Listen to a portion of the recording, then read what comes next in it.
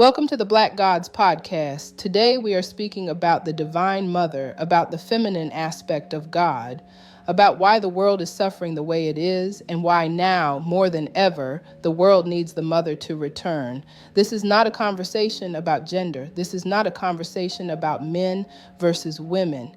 This is a conversation about balance, wisdom, and the sacred principles that govern life itself. Because when the mother was removed, the world lost its center. The Divine Mother is not a modern concept. She is ancient. She existed long before institutions, hierarchies, and power structures.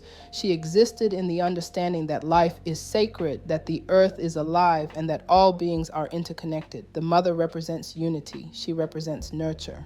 She represents wisdom that comes from care, not domination. At some point in history, the divine feminine was intentionally stripped away. Her presence was minimized, demonized, or erased, not because she lacked power, but because she held too much of it. The mother holds knowledge that cannot be controlled through fear. She holds wisdom that teaches cooperation rather than conquest. And systems built on domination cannot coexist with that kind of truth. The removal of the Divine Mother coincided with the rise of extreme patriarchy, not healthy masculine order, but imbalance, a system where power was concentrated, where hierarchy replaced harmony, and where value was measured by control instead of care. This imbalance reshaped how humans related to each other, to the earth, and to themselves. Without the mother, compassion was replaced with conquest. Without the mother, nurture was replaced with exploitation. Without the mother, wisdom was replaced with dominance. And the results of that imbalance are everywhere we look. We see it in endless war. We see it in suffering being justified for profit. We see it in the destruction of the earth for short-term gain. We see it in systems where 1% benefit while the majority struggle to survive. These are not random outcomes. They are symptoms of a world disconnected from the mother principle. The Divine Mother teaches that life is relational, that nothing exists in isolation, that when one part of the system suffers, the whole system suffers. This is why she emphasizes care, not as weakness, but as intelligence. She understands that survival depends on balance, not hoarding. The mother does not teach take for yourself at all costs. She teaches stewardship. She teaches responsibility. She teaches that abundance flows when resources are respected and shared, not monopolized. In a world guided by the mother, resources would not be hoarded by a few while others starve. Wealth would not be built on exploitation. Success would not require someone else's suffering. The mother represents unity. She understands that division weakens the whole. She understands that people flourish when they are supported, not pitted against each other. The Divine Feminine does not deny individuality, but she reminds us that individuality exists within community. When the mother is present, people care for one another naturally. Elders are respected, children are protected, the vulnerable are not discarded. The earth is not treated as an object to be consumed, but as a living system that sustains all life. The removal of the mother also removed reverence for the earth. When the earth stopped being seen as sacred, it became something to exploit. Forests became commodities. Water became property. Animals became products.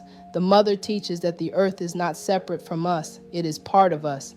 This disconnection has consequences. When we poison the earth, we poison ourselves. When we destroy ecosystems, we destabilize our own survival. The mother teaches that care for the earth is not optional. It is essential. The Divine Feminine also governs emotional intelligence. She teaches compassion, empathy, and the ability to feel without being consumed by fear. In a world disconnected from the mother, emotional suppression becomes normalized. Vulnerability is punished, sensitivity is mocked, and yet emotional intelligence is what allows societies to function without cruelty. The mother teaches us how to hold pain without becoming violent. She teaches how to respond instead of react. She teaches how to heal instead of retaliate. Without her influence, cycles of harm repeat endlessly. This is why the world feels so unstable right now. We are living in the consequences of imbalance. Too much force without wisdom. Too much ambition without care, too much extraction without restoration. The Divine Mother does not oppose the masculine, she completes it. Healthy masculine energy brings structure, protection, and direction. Healthy feminine energy brings wisdom, nurture, and cohesion. When these forces work together, there is harmony. When one dominates the other, chaos follows. The mother's return does not mean removing men from leadership. It means restoring feminine principles within leadership. Leadership rooted in care, leadership rooted in responsibility, leadership rooted in long-term thinking rather than short-term gain. The mother teaches that the purpose of power is protection, not control. That authority exists to serve the collective, not exploit it. That wisdom must guide strength.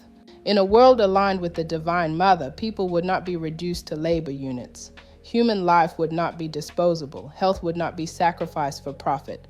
Education would not be withheld. Healing would not be commodified to the point of exclusion. The mother understands that when people are supported, they contribute naturally. When people are nourished, they create. When people are cared for, they give back. Exploitation is not efficient in the long term. It is destructive. The mother also teaches compassion across differences. She does not teach uniformity. She teaches coexistence. She recognizes that diversity strengthens ecosystems. Just as different plants, animals, and organisms create balance in nature, different people bring balance to humanity. The return of the Divine Mother is not symbolic, it is necessary. We cannot continue to survive on systems that reward greed, disconnection, and domination.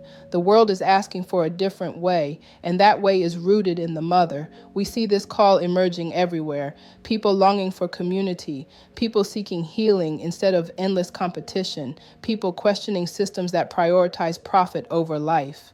These are signs of the mother stirring.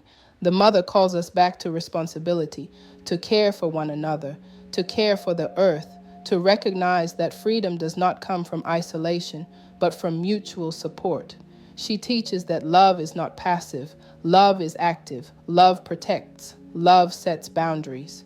Love ensures that all children, not just a few, have what they need to thrive. The Divine Mother wants her children to look out for one another, not out of obligation, but out of understanding that we are connected, understanding that harm to one eventually harms all.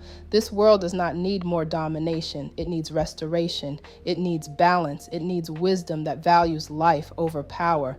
The mother brings that wisdom. Her return begins within us, in how we treat our bodies, in how we treat each other, in how we treat the earth, in how we define success. When we honor the Divine Mother, we honor life itself. We honor unity over division, care over conquest, balance over excess. This is not nostalgia for the past. This is preparation for the future. A future where humanity understands that survival depends on cooperation, not competition alone. The Divine Mother is not gone. She was suppressed, and what is suppressed eventually returns. Now is that time. This is the Black Gods Podcast.